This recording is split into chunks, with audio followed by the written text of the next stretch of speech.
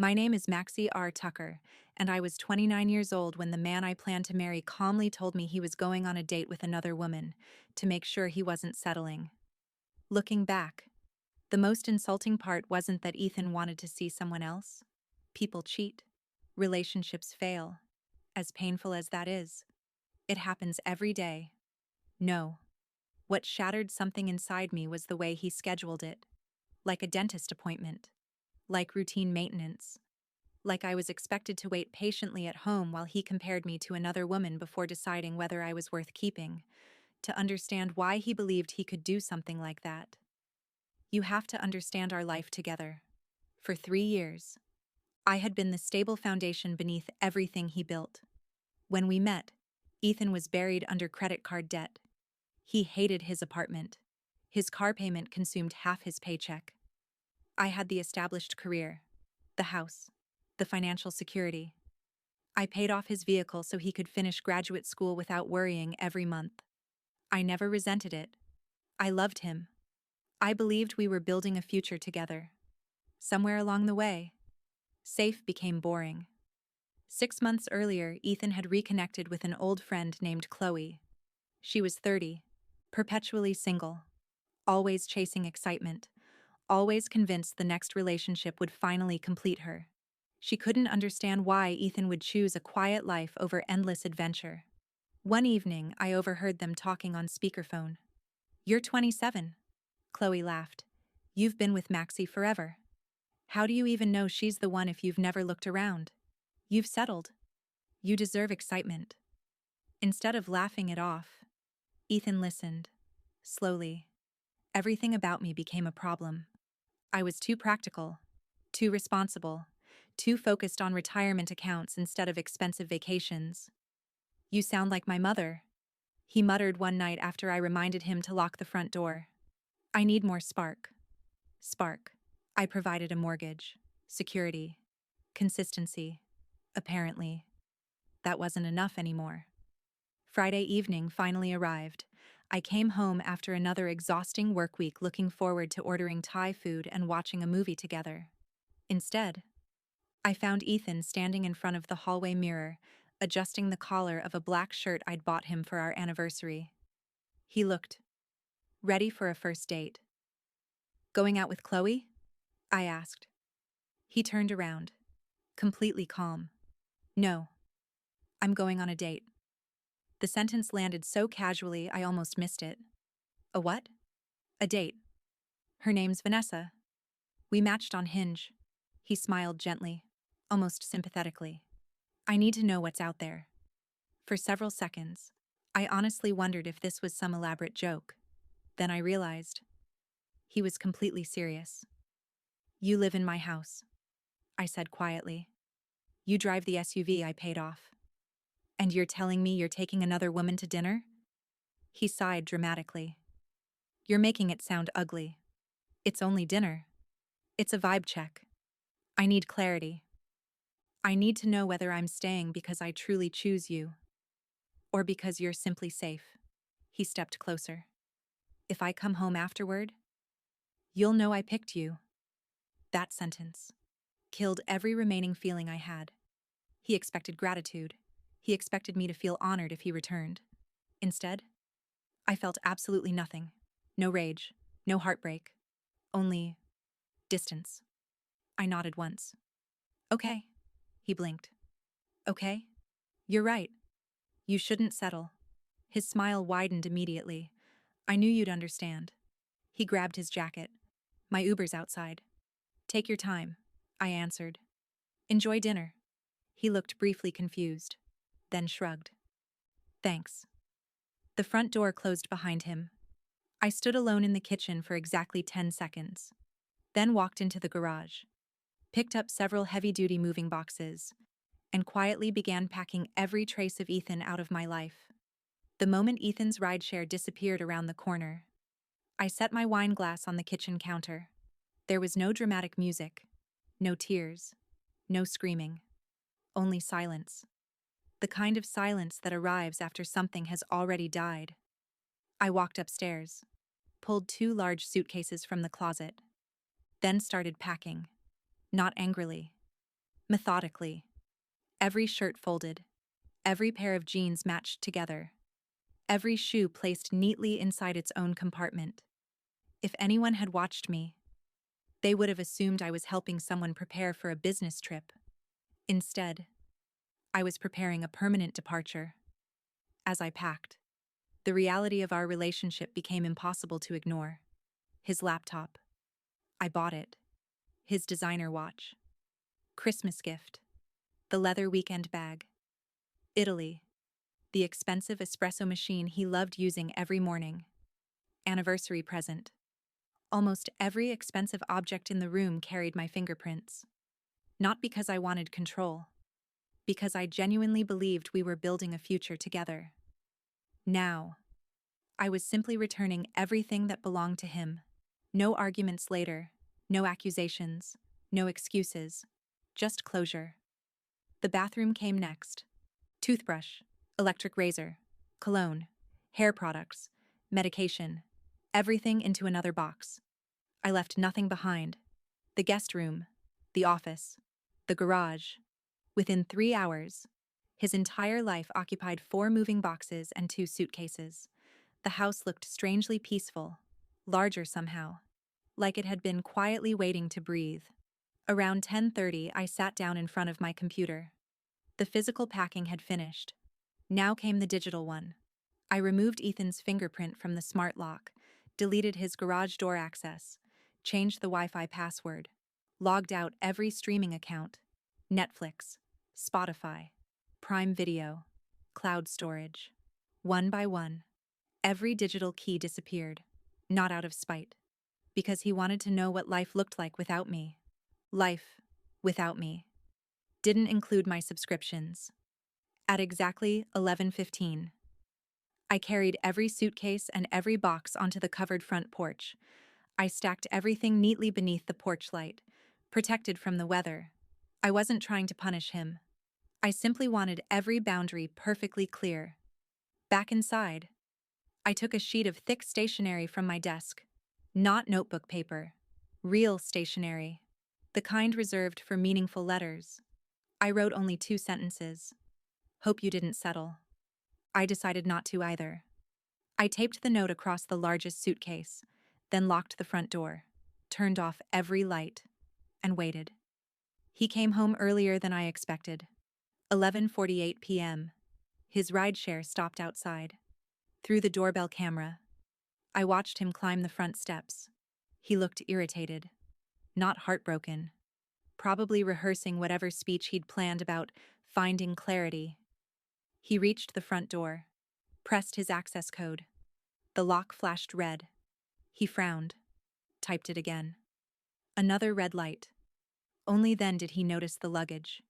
His expression changed slowly. Confusion, recognition, disbelief. He walked toward the suitcases, pulled the note free, read it. I watched every emotion cross his face. Finally, he exploded. Maxie! He pounded on the front door. What is this? Open the door. I remained seated. He rang the bell repeatedly, then called my phone. Once, twice, 5 times. I ignored every call. His voice echoed through the porch. You can't be serious. I only went to dinner. We were supposed to talk when I got back. I quietly activated the intercom. You don't live here anymore. He froze, looking toward the camera. What? You wanted the opportunity to see whether someone else suited you better. I've decided to do the same. His face reddened. You packed everything? Yes. You can't throw me out. I didn't. I returned your belongings. You never paid the mortgage. You're not listed on the deed. And you're no longer my partner. His breathing became ragged. This is insane. No. This is consistency. You told me I shouldn't expect commitment while you explored other options. I'm respecting that decision. He grabbed the doorknob violently. Open this door. If you continue trying to force entry, I'll report a trespasser. For several seconds, he simply stared into the camera, like he no longer recognized the woman speaking. Then, the anger cracked. Maxie, His voice softened. We can fix this. I almost smiled. No. You wanted certainty? So did I. I found mine first. I disconnected the speaker. Outside. He stood motionless. Then finally pulled out his phone. I assumed he was calling Chloe. 20 minutes later. A small sedan pulled into the driveway. Chloe climbed out looking irritated more than concerned. Together, they loaded every suitcase into her tiny trunk. Nothing fit properly. Several boxes ended up squeezed into the back seat. She looked exhausted. He looked devastated. Neither of them looked victorious. When the car finally disappeared down the street, I closed the camera app, finished the cup of tea beside me, and for the first time in years, the house felt completely quiet. Not lonely, peaceful. Sometimes, the hardest part of leaving isn't packing the boxes. It's realizing how little emotion remains while you're doing it. The first week alone felt strangely peaceful, not because I wasn't hurting, because the uncertainty had disappeared. For months, I'd lived wondering whether Ethan still wanted the life we'd built. Now I knew. There was nothing left to guess. Every morning, I woke up in a quiet house that finally belonged entirely to me. No tension, no waiting for another disappointing conversation, no wondering whether I was enough. Instead, I focused on work. I started boxing again. I cooked meals I actually enjoyed instead of meals Ethan tolerated. The silence slowly became comforting. Then, the fallout began. It started exactly the way I expected. Social media. Chloe uploaded a dramatic post. Black background. White text. Some people become controlling when you ask for freedom. Protect your peace. Know your worth. For several hours, she controlled the narrative. People filled the comments with sympathy. Until reality caught up. A mutual friend named Michael messaged me. Maxie, did you really throw Ethan out because he wanted some space? Instead of explaining, I sent him a screenshot. Ethan's own message from that evening.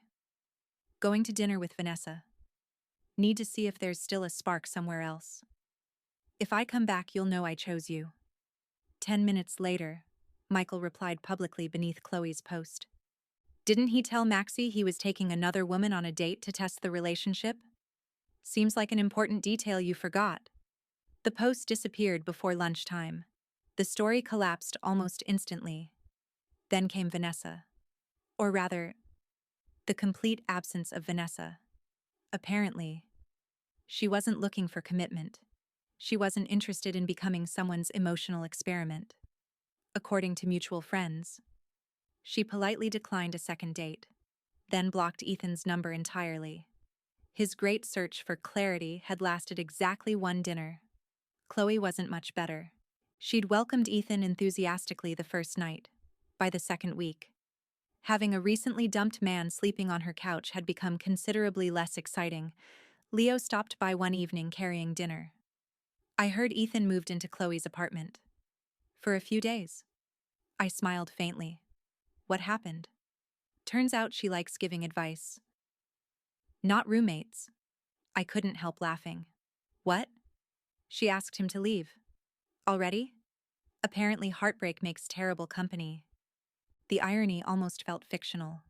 The woman who convinced him not to settle didn't want to deal with the consequences of his decision. 2 weeks later, my phone buzzed. Unknown number. I answered. Silence. Then, Maxie. Ethan. I only need 2 minutes. I leaned back in my office chair. You have one. He inhaled deeply. Vanessa? Didn't work out. I know. You know? People talk. Another silence. I made a mistake. I know. I wasn't thinking clearly. I know. I don't understand how everything collapsed so fast. I almost answered immediately. Instead, I let him sit with the question. Finally, I said, it collapsed because your fantasy met reality. He didn't respond. You weren't looking for another relationship. You were looking for validation. And validation doesn't stay. His breathing slowed. I've thought about that. I should have appreciated what we had. Yes. I should have appreciated you. Yes, I don't expect forgiveness. I'm glad. I only wanted you to know. I finally understand. I believed him. Completely. Ironically. That made no difference anymore. I'm happy you learned something, I said honestly. But your lesson isn't my responsibility. Before he could answer, I ended the call. That evening, I sat on my back porch watching the sunset. My financial life looked different now, too. Without paying Ethan's insurance, his car expenses, his shopping, or quietly covering unexpected bills, I was saving nearly $2,000 every month. I renovated the guest bedroom into a home office, bought myself the pickup truck I'd postponed purchasing for years, booked the hiking trip through Colorado I'd always wanted to take. Not because I was trying to prove anything, because I finally could. Months passed. One afternoon, Leo texted me. You won't believe who asked about you. Who? Ethan's mom. She said he barely recognizes himself anymore. Apparently, therapy has been rough. I stared at the message for several moments, then replied, I genuinely hope he heals. Leo answered almost immediately. You don't hate him? I looked around my peaceful living room. The quiet, the sunlight, the books, the absence of tension. Then I typed, no. I just finally stopped carrying him. For the first time, that sentence didn't feel sad. It felt freeing. And somewhere, without either of us realizing it, Ethan was preparing for one final conversation, one he hoped might change everything. Winter arrived quietly. The house felt different now, not emptier, lighter. The spare bedroom had become my home office. The garage finally had room for the pickup truck I'd wanted for years. The kitchen counters stayed clean because nobody left coffee mugs in the sink promising to wash them later. It amazed me how peaceful ordinary life could feel when it wasn't constantly interrupted by someone else's chaos. Work flourished. Without the emotional exhaustion of trying to rescue a relationship every evening, I had energy again. My supervisor noticed. 3 months after Ethan left, I accepted another promotion. The raise was substantial. Enough that I paid off the last of my own mortgage years ahead of schedule. One Friday afternoon, Leo called. You got a minute? Sure. I just ran into Ethan. I leaned back in my office chair. How's he doing? Leo laughed quietly. That's actually why I'm calling. He looks tired. He asked about you. I wasn't surprised. What did you tell him? The truth. That you're doing well. He just nodded. Didn't argue. He looked like someone who finally understood what he'd thrown away. That evening, another unknown number appeared on my phone. I already knew who it was before answering. Hello. Maxie. His voice sounded calmer than the last time. I know I shouldn't keep calling. No. But I wanted to ask you something. I remained silent. Would you meet me once? No. Please. It isn't about getting back together. I don't believe that. He laughed softly. Fair. I deserve that. A long silence followed. Finally, he spoke again. I'll be outside your boxing gym tomorrow. You don't have to stop. I'll wait. He ended the call before I could answer. Saturday afternoon. Sure enough. He stood outside the gym, hands shoved into the pockets of an old jacket. The confidence he'd worn for years had disappeared. He looked smaller. I walked toward him. You have 5 minutes. He nodded gratefully. Thank you. We stood beneath the overhang while light rain tapped against the pavement. I've replayed that Friday night, he began. Every single day. I've realized something. What? I thought I was choosing between 2 women. He swallowed. I wasn't. I was choosing between fantasy and the person who had quietly loved me every single day. I listened, not interrupting. I kept telling myself I needed excitement. What I really wanted was validation. When Vanessa stopped giving it, I went looking for another source. He looked directly at me. I've spent months blaming Chloe, then Vanessa, then myself. But eventually, I realized the biggest mistake wasn't going on the date. It was believing love had to compete with novelty. For the first time, his words sounded completely honest. "I'm glad you figured that out," I said quietly. He nodded. "I know it's too late." "Yes, it is. I just—" His voice cracked. "I wanted you to know you were never second best." I smiled sadly. "I know." His expression changed. "You do?" "I always was. You just didn't realize it." Silence settled between us. Then he asked the question he'd clearly rehearsed 100 times. If I had walked back through that door that night, before going on the date, would we still be together? I answered immediately. "Probably." He closed his eyes. "I thought so." "But you didn't." "No. You chose certainty. Just not with me." He looked toward the parking lot. "I've spent months wishing I could undo that choice." "You can't." "I know. I thought, if I explained enough, you'd understand." "I already understand," I replied gently. "You wanted reassurance that you were making the right choice. When I didn't fight, you thought I'd always be there afterward." He nodded slowly. "I did. I never imagined you'd actually let me go." "I didn't let you go," I corrected him. "You walked away.